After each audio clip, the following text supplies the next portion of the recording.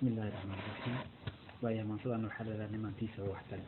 Waxay ku bilaabanaysaa nimaan tiisaba waxtarin ee aan tala goyn karayn tagoolkaha ruux ka jaban tacadigii uuna baday ayaa turtaan soo tubee sideen ugu tashan karnaa.